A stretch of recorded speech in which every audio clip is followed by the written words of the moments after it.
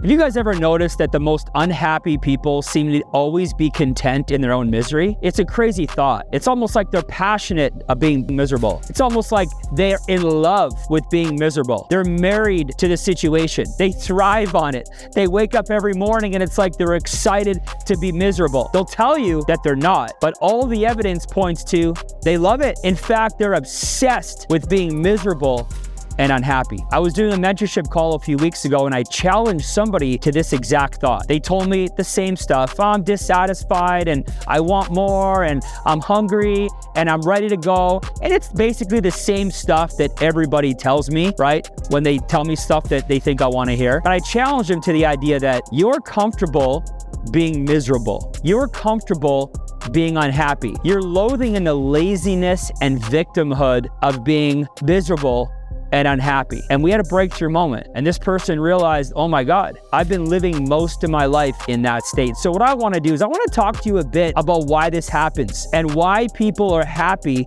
in their own misery. The first reason is familiarity. They're familiar with it. And when you're familiar with something, there's a comfort that comes along with it. So because they know it and because they've known it for a long time, they're comfortable being around it. And when you're comfortable being around something, you don't really want to change. You don't really want to get to that next level. Remember, comfort is the enemy of greatness. So when you're comfortable and you're familiar in that state and in that zone and that environment, the longer you're in that, the harder it is to get out. So the first reason that people are happy in their own misery is because they're familiar with it. The second reason is low expectations. Look, people that are happy in their own misery have low expectations. They have low expectations of themselves. They have low expectations of other people around them. It's typically why people that are unhappy are facing health challenges, or they're always battling with their mindset. They're struggling building a team. Their relationship with their spouse isn't great. It's because they have low expectations and their unwillingness to increase it because, again,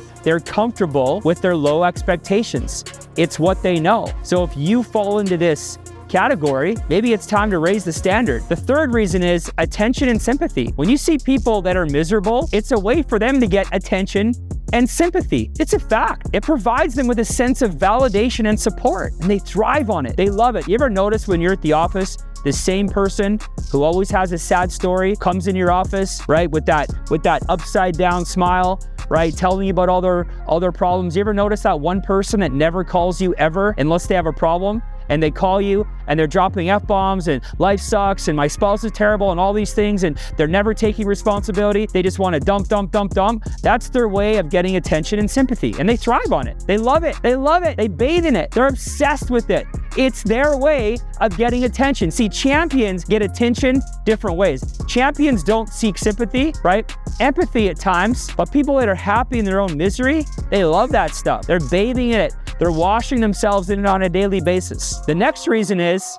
it's an avoidance of responsibility. People that are happy in their own misery avoid responsibility. It's their way to avoid doing things in life that are the real work. And as long as they're miserable and as long as they're unhappy, they've provided themselves and their spouse and their kids an excuse on why dad can't get his ass out of bed and go to work and win for their family, or why mom can't get her butt to the gym and lose the weight she needs to lose before she has that heart attack. People that are miserable love buying their own BS and love making excuses. And this is a really good way for them to be able to stay in that zone. The next reason why people are happy in their own misery, it's a sense of identity. It's how they see themselves.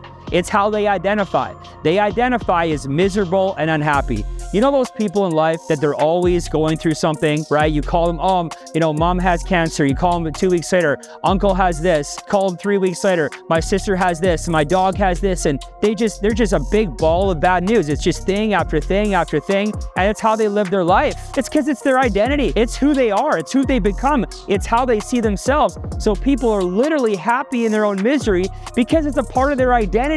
And typically people like that attract a partner that's similar to that. And when you have two partners that have the sense of identity of misery and unhappiness, that's a couple that you should stay away from about 10 miles. You put a 10-mile radius around those people and you run the opposite way. If you are that person, you have to recognize it and you got to fix it, or nobody's going to want to be around you. And the last reason that people are happy being miserable, because it's control. They want to control. It's their sense of power. If they can control being miserable, if they can control being unhappy, then that makes them happy. But as long as they have control of the misery, as long as they have control of the unhappiness, they feel complete. Now, I know you guys, it seems crazy, but didn't that make sense what I just laid out? Aren't you thinking of some people in your life who that applies to? Does some of this apply to you? Are you showing signs of being unhappy with your own misery? Are you showing signs of a few points that I just pointed out? Guess what? It's not too late to change. The first step is identifying it. The first step is identifying that you have some of those qualities, that maybe you're stuck in that trap. Maybe it's a season that you're in, right? Maybe you're going through something and you're kind of acting a little bit in this way. Guess what? You can change. You can grow through it. It's never too late for a comeback.